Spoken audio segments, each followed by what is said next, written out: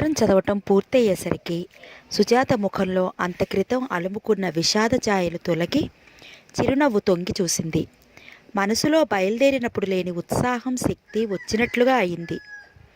విమలక్క ఎంత మంచిది, మూర్తి బావ కూడా ఎంతో సహృదయుడు, పిల్లలైతే మరీను ముత్యాలే. ఈ వేసవి సెలవుల్లో తనని మద్రాసు పంపమని ఎంతగానో రాసింది. కానీ వెళ్ళటానికి వీలే కలగలేదు. ఎవ్వరి దగ్గర ఎరుగని చనువు, ఆత్మీయత విమలక్క దగ్గర తనకి ఉన్నాయి.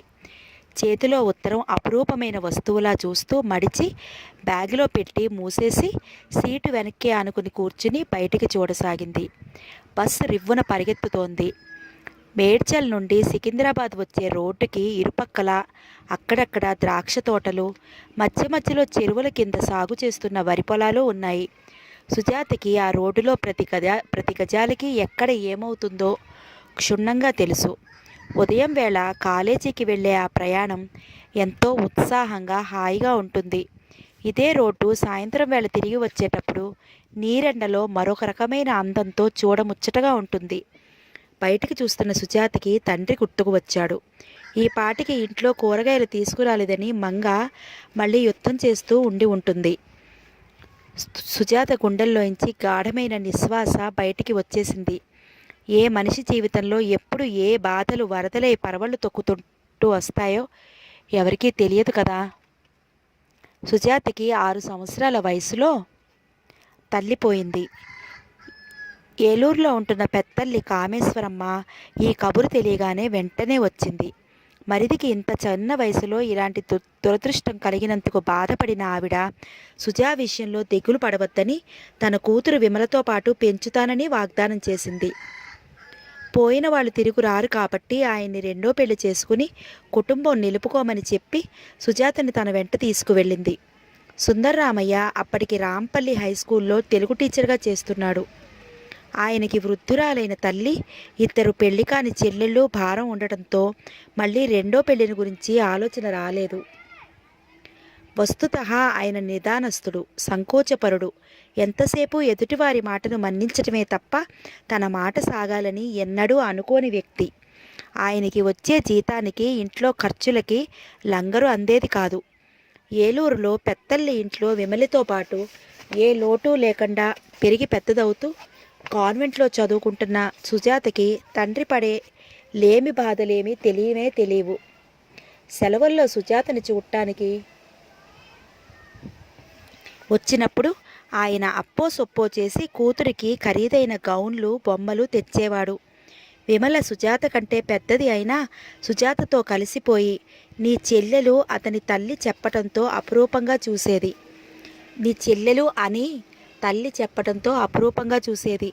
కామేశ్వరమ్మ గారి మగపిల్లలిద్దరూ పెద్దవాళ్ళు అవటంతో కాలేజీ చదువుల కోసం వేరే ఊళ్ళలో దూరంగా ఉండటం వల్ల ఇంట్లో ఆడపిల్లలిద్దరూ అపురూపంగా సొంత అక్క చెల్లెలుగా పెరిగి పెద్దయ్యారు. చెల్లెలకు పెళ్లి చేసి అత్తవారింటికి వాటికి అయిన అప్పులు తీర్చేసరికి సుందర్రామయ్య జీవితంలో 10 సంవత్సరాలు ఇట్టే గడిచిపోయాయి.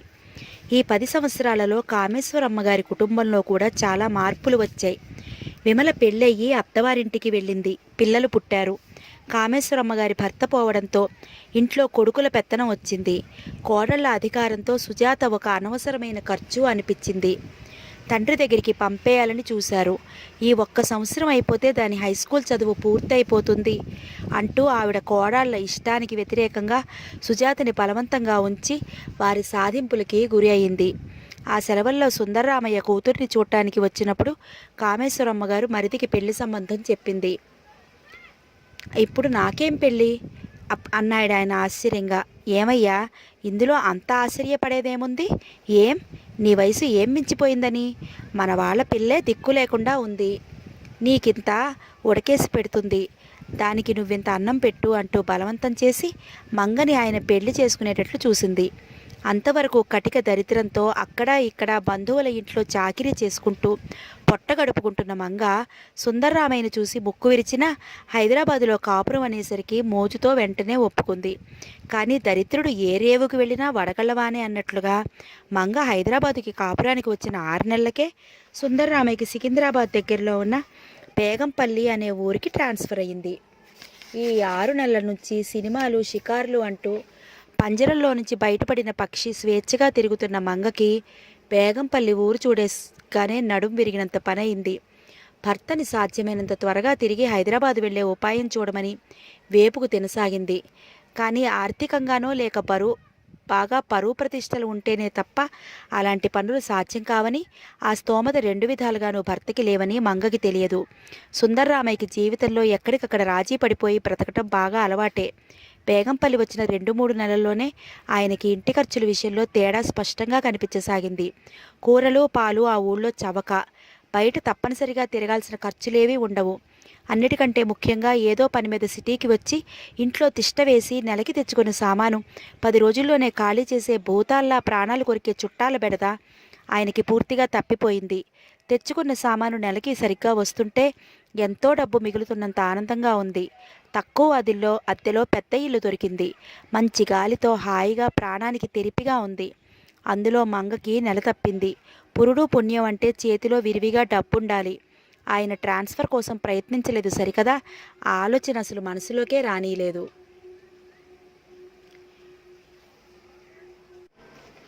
మంగ ఆ ఊళ్ళోనే ప్రసవించింది. కాన్పు కష్టమై బిడ్డ దక్కలేదు. డబ్బు ఖర్చవుతుందనే పీనాసితనంతో తనని హైదరాబాద్ తీసుకువెళ్ళి అక్కడ ఉంచి మంచి డాక్టర్కి చూపించలేదని మంగ సాధింపు మొదలుపెట్టింది.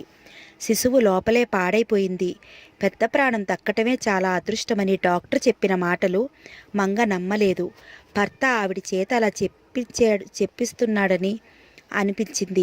అనుమానం పెంచుకుంది.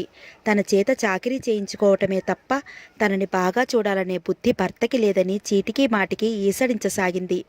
ఈ పరిస్థితుల్లో సుజాత పెద్ద తల్లి దగ్గర నుంచి హై స్కూల్ చదువు ముగించుకుని తండ్రి దగ్గరికి వచ్చేసింది. సుజాత కాలేజీలో చేరటానికి ఉత్సాహపడుతోంది. సుందర్రామయ్య కూడా కూతుర్ని హాస్టల్లో ఉంచి చదివించాలని నిర్ణయించుకున్నాడు. కానీ మంగకి మళ్ళీ నెల తప్పటంతో పరిస్థితులు తారుమారయ్యాయి. సుజాతని చూడగానే మంగకి ఎక్కడా లేని బద్ధకము వచ్చేసింది. ఇంట్లో పనేమీ పట్టించుకోకుండా కూర్చునేది. ఒక్కసారి పిల్ల పుట్టిపోవడంతో ఈసారి భార్య విషయంలో సుందర్రామయ్య జాగ్రత్త పడటానికి నిశ్చయించుకున్నాడు.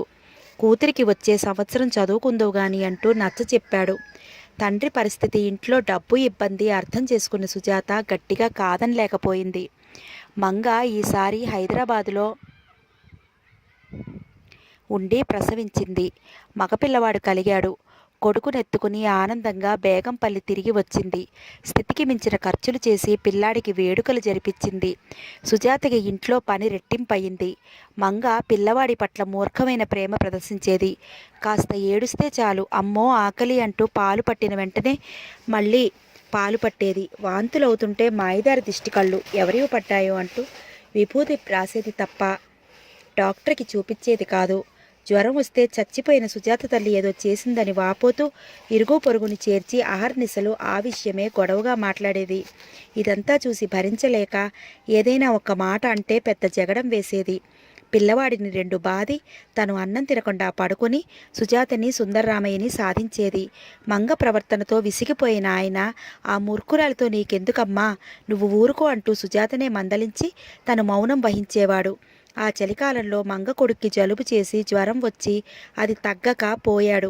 ఈసారి కొడుకు పోవటంతో మంగ మరీ రాక్షసిలా అయిపోయింది.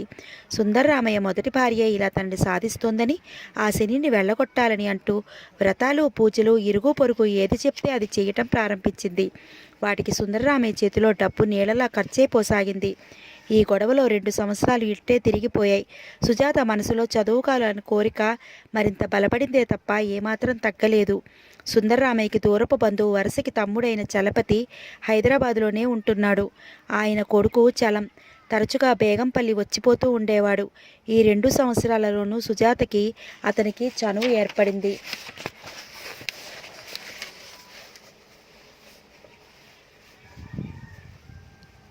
2 సంవత్సరాలు వృధా అయిపోయాయని బాధపడిన సుజాత ఇక ఆ ఏడాది ఊరికే ఉండలేదు.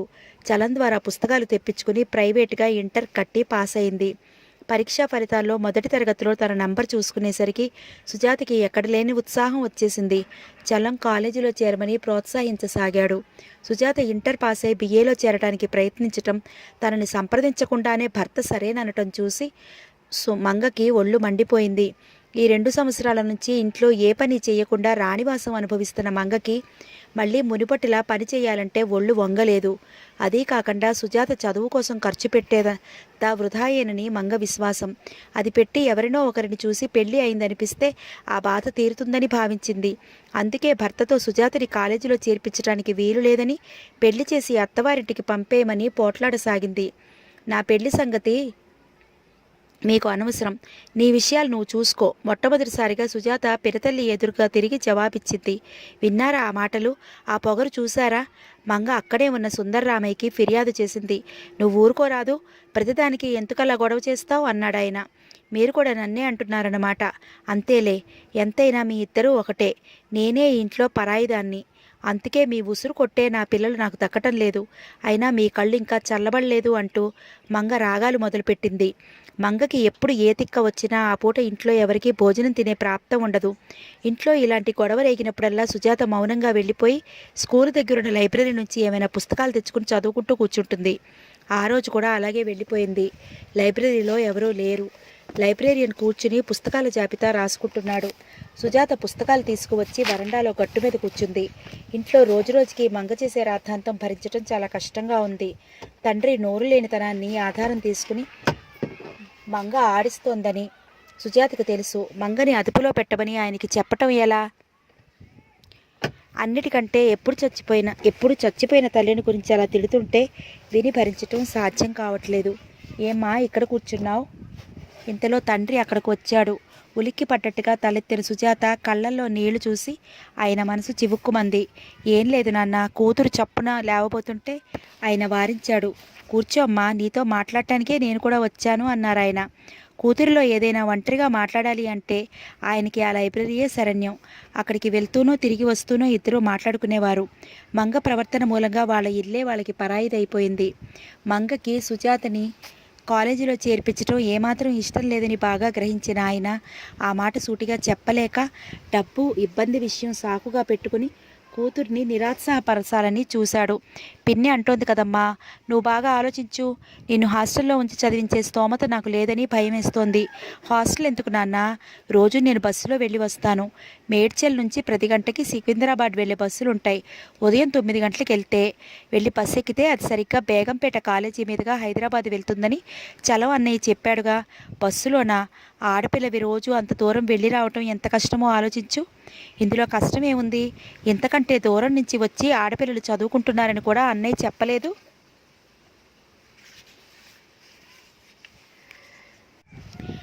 వాడి కబుర్లకేం తల్లి, ఏదో ఒకటి చెప్తూ ఉంటాడు. నువ్వు మన విషయం ఆలోచించు. డబ్బు విషయం కదా.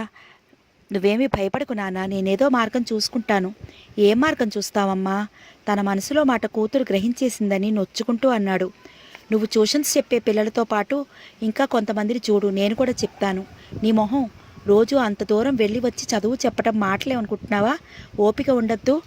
అవసరమైతే ఎంత ఓపికైనా వస్తుంది. నాకు చదువుకోవాలని ఉంది. నా చదువుకి కావలసిన డబ్బు కోసం నిన్నేం బాధ పెట్టను. నువ్వింకేవి కాదనుకు, సుజాత దృఢంగా చెప్పేసింది. లైబ్రరీ నుంచి ఇంటికి వచ్చిన ఆ ఇద్దరిని చూసి మంగ వాకిట్లోనే నిలదీసింది. మళ్ళీ ఏం గుసగుసలాడొచ్చారు నా మీద? ఇంట్లో అయితే నేను వింటాననేగా మీ భయం.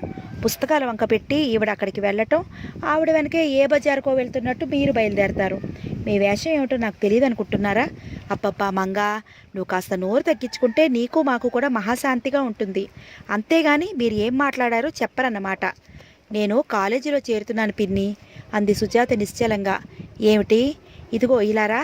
భార్యని రెక్క పెట్టుకుని బలవంతంగా అక్కడి నుంచి లాక్కెళ్లారాయన. ఆ విధంగా చిట్ట చివరికి ఎలాగైతేనే అన్ని వ్యతిరేకతలు ఎదుర్కొని మొండిగా కాలేజీలో జాయిన్ అయింది. బేగంపేట ఉమెన్స్ కాలేజీలో తనకి సీటు రావటానికి పాపం చలం ఎంతో సహాయపడ్డాడు. మొట్టమొదటి నాడు కాలేజీలో అడుగు పెడుతున్న ఆ రోజు ఇప్పటికీ గుర్తుంది. మనసంతా ఏనుగెక్కినంత ఆనందంగా అనిపించింది. సంకోచం పెరుగ్గా ఉన్న తను మొదటి రోజున చలం స్వయంగా వచ్చి కాలేజీకి తీసుకువెళ్ళాడు. నువ్వేం భయపడకు, ఇదే కాలేజీలో నాకు తెలిసిన ఒక అమ్మాయి కూడా జాయిన్ అయింది. ఆ అమ్మాయిని చూపిస్తాను. వాళ్ళ ఇల్లు కాలేజీకి చాలా దగ్గర. నువ్వెప్పుడైనా క్లాసెస్ లేకపోతే వాళ్ళ ఇంటికి వెళ్ళవచ్చు అన్నాడు. ఫీజు కట్టి తిరిగి వస్తుంటే లావుగా పొడుగ్గా ఉన్న ఒక అమ్మాయి ఎదురైంది. చలం ఆ అమ్మాయిని చూడగానే పలకరించాడు. హలో లత, ఇదిగో నేను నీకు చెప్పానే, మా బంధువు సుజాత. సుజా, నేను ఇప్పుడే నీతో అనటం లేదు, ఈ అమ్మాయే ప్రేమలత అంటూ పరిచయం చేశాడు. Hello Sweety. లత వెంటనే చనువుగా తన భుజాల చుట్టూ చెయ్యి వేసింది. ఇద్దరి గ్రూపు ఒకటే కావడంతో క్లాసులో కలిసి కూర్చునే అవకాశం కలిగింది. చలం ఆదేశించినట్లుగా సుజాత లతతో పరిచయం ఎక్కువగా చేసుకోలేకపోయింది. ఆ అమ్మాయి వస్త్రధారణ, మాటల ధోరణి అతి సంపన్నుల పిల్లలా ఉన్నాయి. లత తనతో ఇంటికి రమ్మనమని పిలిచింది. సుజాత వెళ్ళలేదు. ఒకసారి చలం కనిపించినప్పుడు సుజాత గురించి లత ఫిర్యాదు చేసిందని, తనతో కలవటం లేదని చెప్పిందని అడిగాడు. అంత డబ్బు గల వాళ్ళతో స్నేహం చేయడానికి నాకు భయంగా ఉంది అంది. చలం నవ్వాడు. లత మరీ అంత డబ్బు గల అమ్మాయికి ఏం కాదు. పద, ఈరోజు నిన్ను వాళ్ళ ఇంటికి తీసుకొస్తానని మాట ఇచ్చాను అన్నాడు. ఇప్పుడా? ఇంటికి వెళ్ళటానికి ఆలస్యం అవుతుందేమో అంది. పర్వాలేదులే, నేను బస్సు వరకు వచ్చి ఎక్కిస్తానుగా. చలం బలవంతం చేస్తుంటే సుజాత కాదని లేకపోయింది. లత ఇల్లు బేగంపేట రైల్వే స్టేషన్కి చాలా దగ్గరలోనే ఉంది. సుజాత చలం వెళ్ళేసరికి ఇల్లు కోలాహలంగా ఉంది. లత స్నేహితులు కలిసి పార్టీ చేసుకుంటున్నారు. రేడియోగ్రామ్ మోగుతోంది. కోకో కోలాలు తాగుతున్నారు. కొల్లున నవ్వులు, గోలగా కబుర్లు వినిపిస్తున్నాయి. చలం సుజాతల్ని చూడగానే ఓ రండి రండి అంటూ ఆహ్వానించింది. అక్కడున్న అందరూ దాదాపు లతకి సమవయస్కులే. నవ్వుతూ త్రుళ్ళుతూ చీకు చింత లేనట్టుగా ఉత్సాహంగా ఉన్నారు. ఆ రోజు లత పుట్టినరోజట, అదే విశేషం. ఓ ఐఎమ్ సారీ, చలం చెప్పనే లేదు. ఒట్టి చేతులతో వచ్చినందుకు నొచ్చుకుంటూ అంది సుజాత. ఏం పర్వాలేదు, మన దగ్గర ఫార్మాలిటీస్ అన్న మాటే పనికిరాదు. నేను స్నేహితులతో సరదాగా గడపటానికి పుట్టినరోజు చేసుకుంటున్నాను కానీ ప్రెజెంటేషన్స్ కోసం కాదు అంది లత. ఆ మాట అబద్ధమని అక్కడ టేబుల్ మీద ఉన్న రంగురంగుల ప్యాకెట్లే చెప్తున్నాయి. సుజా, అదిగో కిటికీలో నుంచి ఆ కనిపిస్తున్న ఇంట్లో ఇది వరకు మేము అద్దెకుండేవాళ్ళం. నేను రోజు వచ్చి లత వాళ్ళ ఇంట్లో కేకు తిని వెళ్ళి నాన్న చేత తన్నులు తింటూ ఉండేవాణ్ణి. చలం వేలు పెట్టి ఇల్లు చూపిస్తూ అన్నాడు. తన్నులు తిని ఊరుకునేవాడా? మా నాన్న దగ్గరికి వచ్చి చెప్పి మరో 2 కేకులు ఎక్కువ తినేవాడు అంది లత నవ్వుతూ. చలం, మీరు ఈ వీధిలోంచి వెళ్ళిపోయారు, నాకు కాలక్షేపమే పోయిందనుకో. మీ బామ్మ ఒత్తుల బుట్టలో మనం ఒకసారి కోడిగుడ్డును దాచి ఆవిడది విభూతి అనుకుని గట్టిగా పట్టుకుని పగిలితే ఎలా నవ్వాం? ఆవిడ మన వెంట ఎలా పడింది? లత గుర్తుకు తెచ్చుకుని మరీ మరీ నవ్వసాగింది. అక్కడున్న అందరూ ఈ జోక్ విని ఇల్లు దద్దరిల్లిపోయేలా గొల్లున నవ్వారు. ఆ ఇంట్లో అడుగుపెట్టిన తర్వాత కానీ లత క్రిస్టియన్ అని తెలియలేదు. లత తల్లి హిందువు, తండ్రి క్రిస్టియన్ అని చలం చెప్పాడు. లత తన వేషధారణలో ఒక్కోసారి అచ్చం హిందువులా, మరోసారి పక్కా క్రిస్టియన్గా 2 రకాలుగా ఉండగలదని ఆమెను చూసిన ఎవరైనా గ్రహించగలరు. లత తండ్రి డేవిడ్ జాకీగా చేస్తున్నాడు. గుర్రపు పందాలు ఎక్కడుంటే అక్కడికి వెళుతూ సాధారణంగా ఇంట్లో ఉండడు. ఇంటిలో పెత్తనం అంతా లతదే. చిన్నప్పుడే తల్లిని పోగొట్టుకున్న కూతురంటే దేవుడికి ప్రాణం. లత ఆడింది ఆట, పాడింది పాటగా జరగనిస్తాడు. తండ్రి దగ్గర లత చనువు గారాబం చూసి సుజాత ముగ్ధురాలయ్యింది. లతలో క్రమంగా సుజాత పరిచయం పెరిగింది. మొదటి సంవత్సరం పూర్తయ్యేసరికి ఇద్దరు స్నేహితులయ్యారు. సుజాత క్లాసెస్ లేనప్పుడు లత ఇంటికి వెళ్ళేది. లత కూడా 1-2 సార్లు బేగంపల్లి వచ్చింది. మంగ లతను చూసి మూతి విరుస్తూ లత వెళ్ళగానే ఈ టక్కులాడి ఎవరు అంటే లత సుజాతతో, ఆ రాక్షసిని ఎలా పెరుస్తున్నావే సుజా అనేది. సెలవులు ఇచ్చారు. ఈ సెలవుల్లో లత తను బొంబాయి వెళ్తున్నానని ఫిలిప్స్ ఉత్తరం రాశాడని చెప్పింది. ఫిలిప్స్ లతకి దూర బంధువు. బొంబాయిలో ఉన్న ఏదో కంపెనీలో పనిచేస్తూ ట్రైనింగ్కి ఫారిన్ వెళ్ళి వచ్చాడు. లత అతను పెళ్లి చేసుకోవాలని అనుకుంటున్నారు. అతని అన్నకి ఇంకా పెళ్లి కాలేదు. తల్లికి చిన్న కొడుకు లతను చేసుకోవడం ఇష్టం లేదు. అన్న పెళ్లి కాగానే గుట్టు చప్పుడు కాకుండా మనం పెళ్లి చేసుకుందామని అంటున్నాడట.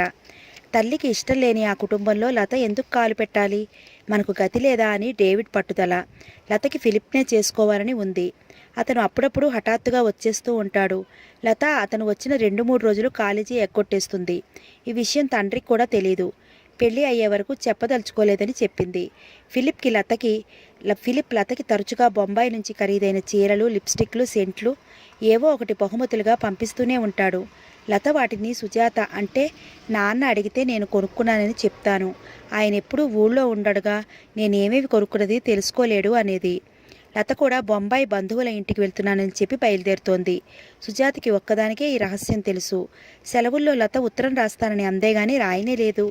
విమల సుజాతని మెడ్రాస్ పంపమని మరీ రాసింది. కానీ వెళ్ళటానికి సుజాతకి వీలే కలగలేదు. దానికి కారణం సుజాత ఆ సెలవుల్లో ఒక ప్రత్యేకమైన పని పెట్టుకుంది. బేగంపల్లిలో సుజాత పక్క ఇంట్లో గుజరాతీ కుటుంబం ఒకటి ఉండేది. వాళ్ళు చీరలు ఎంబ్రాయిడరీ చేసి డబ్బు సంపాదిస్తారు. ఒక్కొక్క చీరకి 50 రూపాయలు తక్కువ ఉండదు. సుజాతకి ఈ సెలవుల్లో బాగా కష్టపడితే తను కూడా అలా ఎంబ్రాయిడరీ పని చేసి తేలిగ్గా ఒక 400 రూపాయలు సంపాదించుకోవచ్చు అనే ఆలోచన కలిగింది. ఈ సంవత్సరం ఫైనల్ ఇయర్. బాగా చదువుకోకపోతే పాస్ అవటం కష్టం. కాలేజీ నుంచి వచ్చిన తర్వాత ఇక పిల్లలకి ట్యూషన్స్ చెప్పడం కుదరదు. సంవత్సరానికి ఫీజులకి పుస్తకాలకి అయ్యే ఖర్చులకి ఈ సెలవుల్లో ఈ చీరల మీద సంపాదించడం మంచి మార్గం అనుకుంది. అందుకే విమలకి రానని రాసింది. సెలవులు అన్ని రోజులు రాత్రింబవళ్ళు కుట్టి 400కి పైగానే కూడబెట్టి తండ్రికి ఇచ్చింది. ఆయన కూడా ఆ డబ్బులో ఒక్క రూపాయి వాడకుండా జాగ్రత్తగా పెట్టెలో పెట్టి దాచాడు. ఈరోజు ఉదయం కాలేజీకి బయలుదేరినప్పుడు సుజాత తండ్రికి ఫీజు కట్టడం కోసం డబ్బు అడిగింది. ఆయన పెట్టి తెరిచి చూస్తే డబ్బు లేదు. ఆయన కంగారు పడ్డాడు. మంగని పిలిచి అడిగాడు. అవును, నేనే తీశాను. నిన్న కిరాణా దుకాణం వచ్చి అంత గొడవ చేసి వెళ్తే పెట్టెలో డబ్బు ఉంచుకుని కూడా మీరు లేరని అన్నారు ఎందుకు? నిన్న సాయంత్రం నేనే వెళ్ళి ఆ బాకీ తీర్చాను అంది. ఆయన నిశ్చేష్టుడై చూడసాగాడు. నీకు బుద్ధుందా? అది సుజాత డబ్బు. కాలేజీ ఫీజు కోసం దాచుకుంది. నాకేం తెలుసు? మీరు నాకెప్పుడైనా చెప్పారా? ఇద్దరి మధ్య మాటలు పెరిగాయి. ఆయన కోపం పట్టలేక ఎన్నడూ లేనిది మంగని 2 తగిలించాడు. మంగ శోకాలు మొదలుపెట్టింది. ఈ గొడవలో టైం చాలా అవటంతో సుజాత అన్నం తినకుండా కాలేజీకి బయలుదేరింది. ఈ సెలవులంతా పడిన కష్టం మంగ మూర్ఖత్వంతో ఎందుకు పనికిరాకుండా పోయింది. సుజాత నిశ్చింత నామరూపాలు లేకుండా ఎగిరిపోయింది. సుజాత దిగులుతో కృంగిపోతున్న మనసుని మళ్ళీ కూడ తీసుకుంది. చలం ఉన్నాడు, లత ఉంది. ఎవరి దగ్గర దొరక్కపోతే విమలక్క ఉండనే ఉంది. కాస్త ఇబ్బంది అయితే అవ్వచ్చు కానీ తన చదువు మాత్రం ఆగదు. ఈ ఒక్క సంవత్సరం ఎలాగో కష్టపడితే డిగ్రీ చేతికి వచ్చేస్తుంది. ఏదో ఒక ఉద్యోగం చూసుకుని తన కాళ్ళ మీద తను నిలబడవచ్చు. మీరు దిగే చోటు వచ్చిందండి. కండక్టర్ గట్టిగా బెల్ కొడుతూ అరిచినట్లుగా పిలిచాడు. ఆలోచనతో పరధ్యాసగా ఉండిపోయిన సుజాత ఉలిక్కి పడ్డట్టుగా ఈ లోకంలోకి వచ్చింది. అరే, తను గమనించలేదు. అప్పుడే కాలేజీ వచ్చేసిందే. ప్రయాణికులు కొంతమంది బిలబల్లాడుతూ దిగుతున్నారు. సుజాత పుస్తకాలు పట్టుకుని బస్సులోంచి దిగింది. ఎదురుగా బేగంపేట్ ఉమెన్స్ కాలేజ్ అన్న బోర్డు కనిపించింది. సుజాత పాదాలు ఆ బోర్డు ఉన్న ఆవరణలోకి చకచకా నడుస్తుంటే మనస్సంతా ఉల్లాసంగా అనిపించసాగింది. కాలేజీ క్యాంటీన్లో సుజాత టిఫిన్ తిని కాఫీ తాగటం పూర్తి చేసి బిల్లు చెల్లించడానికి బ్యాగ్ తెరిచి డబ్బులు తీస్తోంది. ఇంతలో వెనక నుండి ఎవరో వచ్చి హఠాత్తుగా 2 కళ్ళు గట్టిగా మూశారు. సుజాత బ్యాగ్లో నుంచి చెయ్యి తీసి తన కళ్ళని మూసిన ఆ చేతులని తడిమింది. మృదువుగా ఉన్న చేతులు, వేళ్లకి పొడుగ్గా పెంచుకున్న గోళ్ళు. ముఖ్యంగా ఆ వ్యక్తి ఎక్కడ నిలబడితే అక్కడ చుట్టూరా వ్యాపించే ఫారిన్ సెంట్ పరిమళాలు. ఈ లక్షణాలున్నది ఇంకెవరికి? లత కాకపోతే అంత చనువుగా దగ్గరికి వచ్చి తన కళ్ళు మూసే ధైర్యం ఈ కాలేజీలో ఇంకెవరికి ఉంది? Premalatha, beauty queen of Begumpet women's college. చేతులు తడుముతూ వేలికి ఉన్న పెద్ద ఉంగరాన్ని సరిచేస్తూ అంది సుజాత. లత కిలకిలా నవ్వుతూ సుజాత భుజం మీద నుంచి వంగి చెంప మీద గట్టిగా ముద్దు పెట్టుకుంది. చిచి, ఇదిగో ఈ వేషాలే నాకు నచ్చవని చెప్పాను. సుజాత విసుక్కుంటూ బ్యాగ్లోంచి జేబురుమాలు తీసి బుగ్గ మీద గట్టిగా తుడుచుకుంది. జేబురుమాల నిండా లిప్స్టిక్ మార్క్ అయింది. నీతో చాలా డేంజర్ సుమా. ఇంకొంచెం గట్టిగా మరోసారి తుడుచుకుంటూ అంది. లత మరింత విరగబడి నవ్వినట్లుగా కిలకిలమంటూ సుజాత భుజాల చుట్టూ చెయ్యి వేసి పక్కనే కూర్చుంటూ hello dream girl, how are you అంటూ పరామర్శ చేసింది. అదిగో ఆ పేరుతో పిలవద్దని నీకు 1,00,000 సార్లు చెప్పాను. నువ్వు ఆ పేరు మొదలుపెట్టావు. కాలేజీలో అందరూ నా అసలు పేరే మర్చిపోయారు. Very good. అయితే అందరూ నా మాటని ఏకగ్రీవంగా ఒప్పుకుంటున్నారన్నమాట. ఏమ్మా, నేనేం తప్పుగా కానీ వికృతంగా కానీ నీకు ఆ పేరు పెట్టానా? నువ్వెప్పుడు పుస్తకాల పురుగులా మా ఎవరితో నువ్వు కలవకుండా, అల్లరి చేయకుండా, పిక్నిక్లకి రాకుండా ఉండటం లేదు. నీ కళ్ళేమో కలలు కంటున్నట్లుగా. చట్ ఊరుకో. నేనేమైనా పగలు నిద్రపోయే ఆటకైనా ఆకతాయినా కలలు కంటానికి? సరే మీ రాక్షసి ఏమంటోంది? పిన్ని గురించేనా నువ్వు అడిగేది? షరామామూలే. అది సరే గాని అమ్మగారేంటి చాలా హుషారుగా ఉన్నారు? సెలవులు బాగా గడిపారా? ఉత్తరం ముక్క కూడా రాయలేదు నాకు. లత కళ్ళల్లో పరవశం లాంటిది తొంగి చూసింది. వేలికి ఉన్న కొత్త ఉంగరం చూసుకుంటూ oh yes, I enjoyed a lot. సెలవుల్లా లేవు. స్వర్గంలోకి వెళ్ళినట్టుగా ఉంది. పెళ్లి సంగతి తేలిందా? ఎవరికి కావాలే పెళ్ళి? నీలాంటి కంట్రీ గర్ల్స్ పెళ్ళో అంటారు. కాస్త వయసు రాగానే ముక్కు మొహం తెలియని ఏ మగాడినో ముడిపెట్టేసుకుంటే జీవితం అంతా యమ బోరుగా అనిపించదు.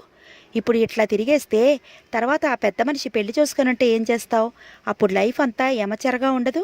అది నీలాంటి పిరికి వాళ్ళకి ఫిలిక్ చేసుకోనంటే నాకేం భయం అనుకున్నావా? ఇక ప్రపంచంలో మగాళ్ళే లేరా? నేను చూస్తున్నానుగా, చాలామంది ఆడపిల్లలు అర్థం లేని సెంటిమెంట్స్తో జీవితం మనసు బందికానా చేసుకుని పంజరంలో పిట్టల్లా గిరగల్లాడుతూ ఉంటారు. I pity them. ఇంతలో క్యాంటీన్ ముందు నుంచి ఓ పొడుగాటి అమ్మాయి గబగబా నడిచి వెళ్తోంది. లత అమ్మాయిని చూడగానే చేయి ఎత్తి విష్ చేస్తూ హాయ్ అంటూ హౌ ఆర్ యూ అని కేక పెట్టింది. ఆ అమ్మాయి చురచురా చూసి సమాధానం చెప్పకుండా వెళ్ళిపోయింది. ఎందుకు లత అందరినీ అలా ఏడిపిస్తావు? సుజాత మందలింపుగా అంది. అదొక మజా. ఎవరైనా ఏడుస్తుండే కలిగే థ్రిల్ ఎలా ఉంటుందో నీకేం తెలుసు? ఇంతలో బిలబిలలాడుతూ అక్కడికి 10-12 మంది అమ్మాయిలు వచ్చారు. వారిలో ఎవ్వరిలోనూ నిదానం నమ్రత ఏ కోసానా కనిపించడం లేదు. అలంకరణ విషయంలో ఒకరిని మించి ఒకరు పోటీ పడినట్లుగా ఉన్నారు. వాళ్ళు వస్తూనే లత చుట్టూ మూగారు. ఏయ్ లత, మన కాలేజీ ఆవరణలోకి ఒక మగపక్షి వచ్చిందే, రారా చూతూ గాని అంటూ తొందర చేశారు. ఎక్కడా? లత ఉత్సాహంగా లేచింది. అదిగో ఇటే వస్తోంది చూడు. లత అమ్మాయిలతో కలిసి క్యాంటీన్ బయటికి వెళ్ళి నిలబడింది. 22-23 సంవత్సరాల వయసు గల కుర్రాడు సంకోచంగా ఎవరినో కలుసుకోవాలని అన్నట్లు చూస్తూ ఇటే వస్తున్నాడు. క్యాంటీన్ దగ్గర గుంపుగా నిలబడిన అమ్మాయిల బృందాన్ని చూస్తూ ఇంగ్లీష్లో మిస్ ప్లీజ్ ప్రిన్సిపల్ గారి రూమ్ ఎక్కడో చెప్తారా?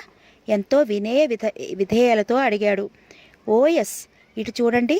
అటు సరాసరి వెళ్ళి కుడివైపుకు తిరిగి అక్కడి నుంచి ఎడమవైపుకి మళ్ళీ 2 గజాలు నడిస్తే ఎదురుగా మీకు ఆవిడ గది కనిపిస్తుంది. మీరు కళ్ళు మూసుకుని సరాసరి వెళ్ళిపోవచ్చు అంది Lata. Thank you, no mention. అతను అంతమంది అమ్మాయిల చూపులు తట్టుకోలేక వంకరపోతున్నట్టుగా నడక రానట్టుగా తడబడుతూ నడుస్తూ వెళ్ళాడు.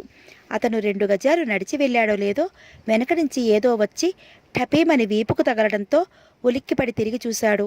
అమ్మాయిలంతా విరగపడి నవ్వారు. అతని కాళ్ళ దగ్గర ఉండ చుట్టిన చాక్లెట్ కాగితం పడుంది.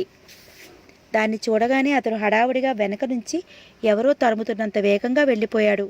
వెళ్ళు నాయనా వెళ్ళు, సరాసరి బాత్రూమ్కి వెళ్తాం అంది ఒక అమ్మాయి.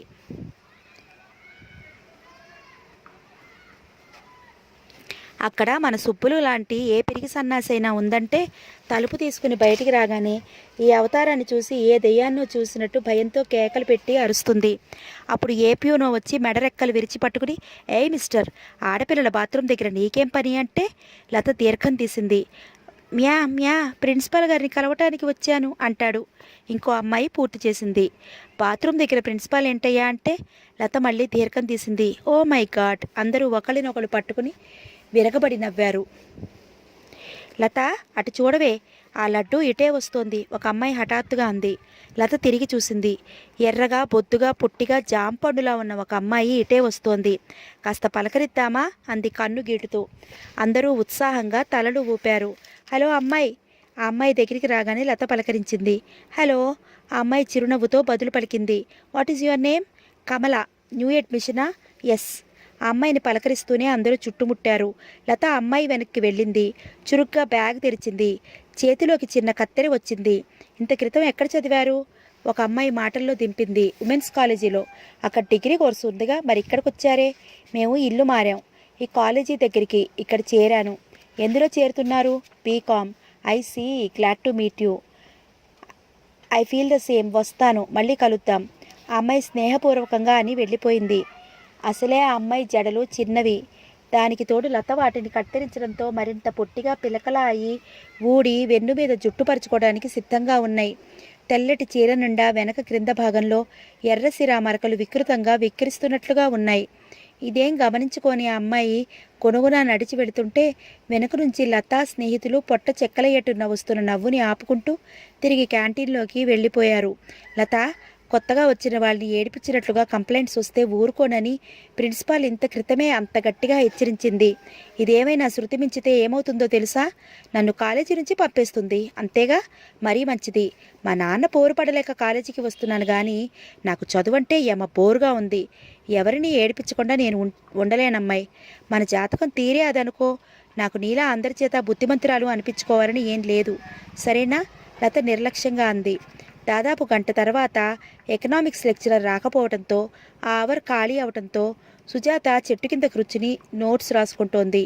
ఇంతలో లత హడావుడిగా పరిగెత్తుకు వచ్చినట్టుగా అక్కడికి వచ్చింది. సుజాలే అర్జెంటుగా ఇంటికి పోదామంటూ తొందర చేసింది. ఏమైంది? లత వేళ్లతో నుదుటి మీద కొట్టుకుంది. నా కర్మ కాలింది. ఇందాక మేం జడలు కత్తిరించిన అమ్మాయి ఎవరో కాదు, ప్రిన్సిపాల్ గారి చెల్లెలి కూతురట. ఆ విషయం మాకేం తెలుసు? ఎవరో న్యూ అడ్మిషన్లే అని అల్లరి చేశాం. పిలకలా అయిపోయిన ఆ అమ్మాయి జడలు, చీర మీద ఎర్ర సిరా చూసి ఆవిడ శివంగిలా గంతులేస్తోందిట. మనం ఇక్కడ ఉండటం క్షేమం కాదు, త్వరగా ఇంటికి వెళ్ళటం మంచిది. లత అంటుండగానే అక్కడికి సుమన్ అనే అమ్మాయి రానే వచ్చింది. ఏయ్ లత, నువ్వు ప్రిన్సిపల్ గారితో నిజం చెప్పి క్షమార్పణ కోరకపోతే ఆవిడ పాపం నిజంగా మాధవే చేసుకుందని అపోహపడుతుంది. కాలేజీ నుంచి వెళ్ళిపోమని తిడుతోంది. తిట్టని, నేనేం చేయను? ఏం మాధవకు అంత నోరు లేదా? జవాబు చెప్పలేదా? లత, అన్యాయంగా మాట్లాడకు. అసలు ఇదంతా చేసింది నువ్వేగా. నిన్ను ఆ అమ్మాయి జడల్ని కత్తిరించమని మేమేం చెప్పలేదే. షటప్, అట్టే వాగకు. నేనొక్కదాన్ని చేశానా? మీరు నా పక్కన లేరా? ఉంటే మాత్రం నువ్వు చేసిన వెధవ పనికి మాధవి జీవితం బాడైపోతుందే అంటే చూస్తూ ఊరుకుంటావా? అందులో ఫైనల్ ఇయర్ కూడాను. కాలేజీ నుంచి డిబార్ చేస్తే ఇంటి దగ్గర వాళ్ళు ఊరుకుంటారా? ఊరుకోకపోతే ఊరేసుకోమను. నాకేం? నీదింత నీచిబుద్ధి అని మాకు తెలియలేదు. అసలు నీలాంటి తిరుగుపోతులతో కలిసి తిరగటం మాదే తప్పు. ఏంటి పేలుతున్నావు? లత రయ్యమని లేచింది. మరుక్షణంలో ఇద్దరు జుట్టు చుట్టూ పట్టుకునేవారే. సుజాత చప్పున ఇద్దరిని విడదీసి చెరో చేత్తో దూరంగా నట్టింది. ముందు ఆ మాధవి సంగతి ఏమిటో చూడకుండా మధ్యలో మీ పోట్లాటేంటి అంది. సుజా, నేను ఈ లత గురించి ప్రిన్సిపాల్ గారికి చెప్పేశాను. నువ్వు కూడా అక్కడే ఉన్నావని, కావాలంటే నిన్ను పిలిచి అడగమని చెప్పేశాను. ఆవిడికి నువ్వంటే ఇష్టం. నువ్వు చెప్పిన మాట నమ్ముతుంది. ఈ పని లతే చేసిందన్న నిజం బయటపడి నువ్వు మాధవి డిపార్ కాకుండా రక్షించాలి. నేనా? సుజాత తెల్లబోయింది. లత చప్పుని సుజాత చేయి పట్టుకుంది. సుజా, నువ్వు వీళ్ళ రోగం కుదర్చాలి. ప్రిన్సిపాల్ ఒకవేళ నిజంగా పిలిచి అడిగితే నేను అసలు అక్కడ లేనని, నాకేం తెలియదని చెప్పు. సుజాత నీ చేతిలో కీలుబొమ్మేం కాదు. అట్లా ఏం చెప్పదు. సుమన్ సవాల్ చేసింది. సుజాత నా ఫ్రెండ్ అని తెలుసుకో. అదిగో యాదమ్మ వస్తోంది. ప్రిన్సిపాల్ గారు నిన్ను రమ్మంటున్నారు కాబోలు. సుజా, మన మధ్య ఉన్న స్నేహానికి నువ్వు ఎంత విలువ ఇస్తున్నావో ఈ పూట తెలుస్తుంది నాకు అంది లత. సుజా, నీ మాట మీద మాధవి భవిష్యత్తు ఆధారపడి ఉంది తెలుసా? సుమన్ హెచ్చరించింది. ప్రిన్సిపాల్ గారు మిమ్మల్ని రమ్మంటున్నారమ్మా, యాదమ్మ వచ్చి చెప్పింది. లత సుజాత చేతిని గట్టిగా నొక్కి వదిలింది. సుజాత యాదమ్మ వెంట నడిచింది. ఏం మనుషులు! వీరి అల్లరి చేసినప్పుడేమో అందరూ కలిసి చేసి ఆ రాక్షస ఆనందం పంచుకున్నారు. అది కాస్త ఎదురు తిరిగేసరికి ఎవరికి వారే ఎదుటివారి మీద నెపం తోసేసి తమకి తాము బయటపడాలని తహతహలాడుతున్నారు. అరగంట తర్వాత సుజాత ప్రిన్సిపాల్ గారి గదిలో నుంచి బయటికి వచ్చింది. వెంట మాధవి కూడా ఉంది. సుమన్, లత ఆదుర్దాగా ఎదురెళ్లారు. ఏమని చెప్పావు? లత అడిగింది. ఏదో ఒకటి చెప్పాను కానీ ఇక ముందెప్పుడు ఇలా నన్ను మాత్రం ఇరికించకండి అంది సుజాత. మాధవిని ఉండనిస్తానందా? లత సుజాత వైపు కోపంగా చూసింది. సస్పెన్స్తో చంపక ఏమని చెప్పావో చెప్పు. ఏమంటాను? అందరూ కలిసి ఆ అమ్మాయి చుట్టూ గుంపుగా నిలబడటంతో ఎవరు చేశారో నేను చూడలేదని అన్నాను. నేను నిజంగానే చూడలేదుగా. డిబార్ చేయటం అంటూ వస్తే అందరినీ చేయాలి కానీ ఒక్క మాధవిని మాత్రమే చేయటం అన్యాయం అన్నాను. ఇలాంటి అల్లరి పనులు గుంపు బలంతో తప్ప ఒంటరిగా ఎవరు చేయలేరని అన్నాను. మాధవి సుజాత రెండు చేతులు గట్టిగా పట్టుకుంది. సుజా, ఈరోజు నీ మూలంగా నా మర్యాద దక్కిందనుకో. థ్యాంక్ యూ అంది. పక్కనే ఉన్న లత మాధవి చేతుల్ని ఒక్కలాగులాగి విదిలింపుతో అవతలికి తోసింది. సుమన్ వైపు చొరచొరా చూస్తూ, మేం తిరుగుపోతు రకాలంగా మాతో మాట్లాడకండి అంది. ఇంటికి పోదాన్రా సుజా అంటూ చేయి పట్టుకు లాక్కుపోయింది. ఇప్పుడా? ఇంకెందుకు, మనకి క్లాసెస్ ఉన్నాయిగా. ఉంటే ఉండని. ఈరోజు ఈ వెధవ గొడవతో నా మూడంతా పాడైపోయింది. పద పోదాం. సుజాతని బలవంతంగా తనతో ఇంటికి లాక్కెళ్ళింది.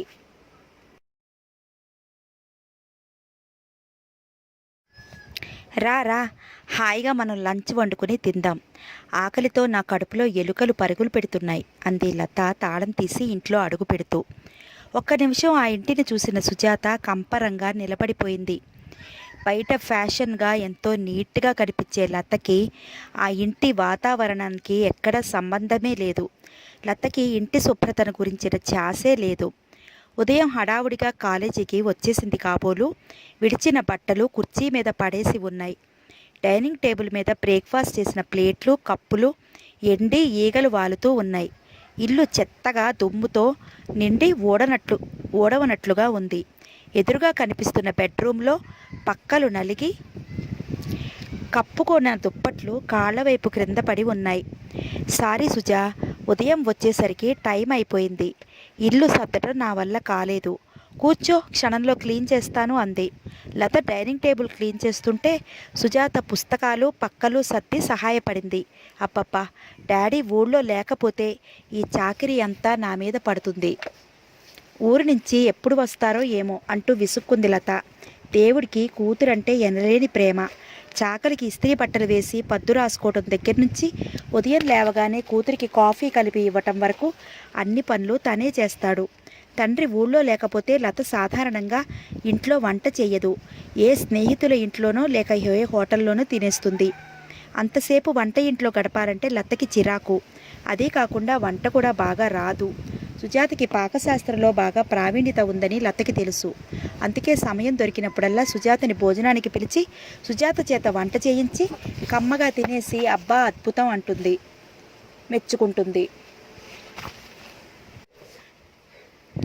గంటలో ఇద్దరూ కలిసి ఇల్లు సర్దటం పూర్తి చేశారు. వంట అవటానికి ఇంకా ఆలస్యం ఉందిగా, ఈలోగా కాస్త నిమ్మకాయ షర్బత్ తాగుదామంటూ లత నిమ్మకాయలు కోసి 2 గ్లాసుల నిండా షర్బత్ కలపసాగింది. ఇంతలో కాలింగ్ బెల్ మోగింది. ఎవరా డెవిల్? లత తిట్టుకుంటూ వెళ్ళి తలుపు తెరిచింది. అవతలి వ్యక్తి ఎవరో గాని లత ముఖం వెంటనే వికసించింది. హాయ్, తమరా స్వామి, దయచేయండి లోపలికి అంది చేతులు చాచి లోపలికి చూపిస్తూ. 25 సంవత్సరాలు ఉన్న ఒక యువకుడు లోపలికి వచ్చాడు. అతను వేసుకున్న ఖరీదైన బట్టలు, మెడలో తొంగి చూస్తున్న ఆ గొలుసు చూస్తుంటే వెంటనే ఉన్నవాళ్ల అబ్బాయిగా తెలిసిపోతున్నాడు. అపరిచితుడైన అతన్ని చూడగానే సుజాత కుర్చీలో నుంచి లేచింది. ఎవరో గెస్ట్ ఉన్నట్టున్నారే అన్నాడతను. గెస్ట్ కాదు, ఫ్రెండ్. మీ చెంచా ఏడి, రాలేదా? లత ఆరా తీసింది. అడుగో, కారులో నుంచి ప్యాకెట్లు తెస్తున్నాడు. అతను బయటికి చూపించాడు. ఏమిటి అవన్నీ? మొయ్యలేక చస్తున్నాడు పాపం. లత చప్పున గుమ్మం దాటి వాకిట్లో ఉన్న కారు దగ్గరికి ఎదురు వెళ్ళింది. గది లోపల సుజాత అతను ఒంటరిగా నిలబడిపోయారు. అపరిచితులవటం వల్ల ఒకరికి ఒకరు విష్ చేసుకోలేదు. అతని చూపులు సుజాత కళ్ళలోకి సూటిగా చూస్తున్నాయి. సుజాత తొత్రుపాటుతో కళ్ళు క్రిందకి వాల్చుకుంది. ఆ పొందికగా నిలబడిన తీరు, ఆరోగ్యంగా సుకుమారంగా ఉన్న ఆ ముఖం, ఆ తొట్రుపాటు, మొహమాటంగా కళ్ళు క్రిందకి దించుకోవటం, ఇవన్నీ కలిసి ఒక విచిత్రమైన భావంగా మారి అతని హృదయానికి గేలం వేసినట్లు అయింది. అందమైన ఆడపిల్ల కనిపించిన వెంటనే అతని మనసు అనిర్వచనీయమైన ఆనందం పొందుతుంది. ఆ ఆనందం పొందలేని క్షణాల్లో అతని మనసు నిర్జీవంగా వైరాగ్యంగా మారుతుంది. అతను అప్పుడే చూపుల్లోనే ఆ అమ్మాయిని దగ్గరగా మరింత సన్నిహితంగా హత్తుకుంటున్నాడు. అతని శరీరం అంతా పరవశంతో పులకించినట్లుగా అయింది. ఇంతలో చలం, లత లోపలికి వచ్చారు. వాళ్ళ ఇద్దరి చేతుల నిండా బిస్కెట్ ప్యాకెట్స్, యాపిల్స్, బత్తాయిలు నిండిన బుట్ట, షర్బత్ బాటిల్స్ ఉన్నాయి. చలం సుజాతని చూడగానే, సుజా, నువ్విక్కడున్నావా? బాగున్నావా అంటూ పలకరించాడు. అతన్ని చూడగానే సుజాత ముఖంలో బెదిరిపోయింది. చలం సుజాతని చూస్తూ, మను, ఈ అమ్మాయి సుజాత, నాకు చెల్లెలి వరుస అవుతుంది. బేగంపల్లిలో ఉంటుంది. సుజా, ఇతను మను, మదన్ మోహన్ అని నా ఫ్రెండ్. అందరూ మను అని పిలుస్తారు అంటూ పరిచయం చేశాడు. లత, నువ్వు చలాన్ని లంచ్కి పిలిచావట కదా, నేను కూడా పిలవని అతిథిగా వచ్చేశాను అన్నాడు నవ్వుతూ Madan. Oh yeah, you are always welcome. మేమింకా వంట మొదలు పెట్టలేదు కాబట్టి ప్రాబ్లం లేదు, కూర్చోండి. షర్బత్ ఇస్తాను. లత వెళ్ళి అంతక్రితమే తయారు చేసిన షర్బత్ 4 గ్లాసుల్లోకి మార్చి తెచ్చి అందరికీ అందించింది. నిన్ను అర్జెంటుగా ఒకసారి రమ్మన్నాడు నాన్న అంది సుజాత చలంతో. ఎందుకట? నిన్ను బాగా తిట్టడానికి. నేనేం చేశాను? నువ్వు మీ నాన్న కేకలేశాడని ఇంట్లోంచి వెళ్ళిపోయి ఎవరో దగుల్బాజీ వెధవలతో ఉంటున్నావంట కదా. మదన్ ఎగిరిపడ్డట్లుగా అయ్యాడు. అతను తాగుతున్న షర్బత్ చింది ఒంటి నిండా పడింది. చలం టీపాయ్ క్రింద నుంచి బూటు కాలుతో సుజాత కాలు గట్టిగా నొక్కాడు. అప్పా, నా కాలు పచ్చడి చేసేశావు. సుజాత తాగుతున్న గ్లాస్ కింద పెట్టేసి పాదం పట్టుకుంది. లత విరగబడి నవ్వసాగింది. మదన్ లత వైపు మిర్రి చూశాడు. చలం కంగారుగా వెంటనే చెప్పేశాడు. సుజా, ఎవడు నీకు అలాంటి అబద్ధాలు కల్పించి చెప్పింది? నేను ఇంట్లోంచి వెళ్ళిపోయిన మాట నిజమే గాని ఎవరి దగ్గర కాదు ఉంటున్నది ఇతని దగ్గరే అంటూ మదన్ని చూపించాడు. ఏమిటి? సుజాత ముఖం వెలవెలాపోయింది. గాభరాగా చూస్తూ, I'm sorry, very very sorry, నాకు తెలియదు. మా నాన్న అంటేను. దట్స్ ఆల్ రైట్, ఇదిగో తీసుకోండి నిర్లక్ష్యంగా అంటూ క్రింద పెట్టిన షర్బత్ గ్లాస్ తీసి అందించాడు. సుజాత ముఖం కందినట్లు అయిపోయింది. మీ వంట అయ్యేసరికి చుక్కలు పొడిచేటట్లున్నాయి. ఎక్కడికైనా వెళ్ళి లంచ్ తీసుకుందామా అన్నాడు మదన్. ఓకే, లత వెంటనే ఒప్పేసుకుంది. అట్నుంచటే నటరాజులో మ్యాట్ని చూద్దాం. Okay okay, I'm ready. ఇప్పుడే డ్రెస్ చేంజ్ చేసుకుని వస్తాను. లత బెడ్రూమ్లోకి పరిగెత్తింది. నేను ఇంటికి వెళ్తాను చలంతో చెప్పింది సుజాత. నో నో, నేను అసలు పార్టీ ఇస్తున్నదే మీకోసం. ఈరోజు మనం కలుసుకున్న మొదటి రోజు తప్పకుండా సెలబ్రేట్ చేసుకోవాలి. మీరు కాదనకూడదు. సినిమా అంటే చాలా లేట్ అవుతుందేమో, సుజాత జంకుగా అంది. నెవర్ మైండ్, మేము వచ్చి మీ ఇంటి దగ్గర దింపి వస్తాం, సరేనా? పర్వాలేదులే సుజా, నేనున్నానుగా. నేను కూడా బేగంపల్లి వస్తాను అన్నాడు చలన్ నచ్చ చెప్తున్నట్లుగా. మరో 10 నిమిషాల్లో నలుగురు మదన్ కారులో బయలుదేరారు. ఆ క్షణం నుంచి సుజాత జీవితమే మారిపోయింది. మదన్ రాకతో సుజాత జీవితంలో స్తబ్దత, నైరాస్యం, నిరుత్సాహం దూది పింజల్లా తేలిపోయినట్లున్నాయి. ఆ రోజున లత ఇంట్లో లంచ్ మానేసి తాజ్కి వెళ్ళి భోజనం చేసి నటరాజులో సినిమా చూసి సాయంత్రం పొద్దుపోయిన తర్వాత మదన్ కారులో బేగంపల్లి వరకు వచ్చి దించి వెళ్ళేటప్పుడు మళ్ళీ కలుద్దాం, గుడ్ నైట్ అంటుంటే సుజాత ఆ మాటకి అంతగా ప్రాధాన్యం ఇవ్వలేదు. చలం కూడా వెంట రావడంతో సుజాతకి పొద్దుపోయినందుకు తండ్రికి జవాబు చెప్పాల్సిన అవసరం రాలేదు. చలం ఆ రాత్రి బేగంపల్లిలో ఉండిపోయాడు. తను మదన్ అనే అబ్బాయి దగ్గర ఉంటున్నానని, అతని దగ్గర చేరినప్పటి నుంచి చదువుకి, తిండికి, పుస్తకాలకి బాధ లేకుండా పోతుందని అన్నాడు. ధనవంతుడైన నారాయణరావు గారి ఏకైక పుత్రుడైన మదన్ గురించి చలం చెబుతుంటే సుజాత కూడా తండ్రితో పాటే వింది. బేగంపల్లికి 6 మైళ్ళ దూరంలో ఉన్న సీతారామ గ్రేప్ గార్డెన్స్ వాళ్ళవేనని, అక్కడ వాళ్ళకి ఇల్లు ఉందని చెప్పాడు. సుందర్రామయ్య గారికి మాత్రం ఉదయం కళ్ళనీళ్ల పర్యంతంగా కాలేజీకి వెళ్ళిన కూతురు వడలిన ముఖంతో నీరసంగా కాకుండా ఉత్సాహంగా ఇంటికి తిరిగి రావటం చూసి మనసు తేలిక పడ్డట్టుగా అయింది. మర్నాడు కాలేజీలో కలిసిన లత మధ్యాహ్నం క్లాసులు ఎక్కొట్టి సికింద్రాబాదులో జరుగుతున్న ఆర్ట్ ఎగ్జిబిషన్కి వెళ్దాం రమ్మని అడిగింది. సుజాత రాను అని తిరస్కరించింది. లత ముఖం చిన్నపుచ్చుకున్నట్లుగా చూసింది. ఎగ్జిబిషన్ చాలా బాగుందంట మదన్ చెప్పాడు. తప్పకుండా చూడమన్నాడు. ఈరోజు ఆఖరి రోజు, కాలేజీ ఎప్పుడూ ఉంటుంది. 1-2 క్లాసులు పోతేనేం, మనం ఆ మాత్రం చదువుకోలేమా? నువ్వు వస్తే వెళ్దామని అనుకున్నాను, పోన్లే అంది. సుజాత మనసు ఇరకాటంలో పడింది. క్లాసెస్ ఎక్కొట్టడం ఏమాత్రం ఇష్టం లేదు, కానీ లతని నిరాశపరచడం కూడా భావ్యంగా అనిపించడం లేదు. సరే పద అంది. తీరా ఎగ్జిబిషన్కి వెళ్ళేసరికి అక్కడ మదన్ ఉన్నాడు. వీళ్ళిద్దరినీ చూడగానే సంతోషంగా ఎదురొస్తూ, హలో, మీరు కూడా వచ్చారే, ఈరోజు ఆఖరి రోజు అని నేను మళ్ళీ చూడటానికి వచ్చాను అన్నాడు.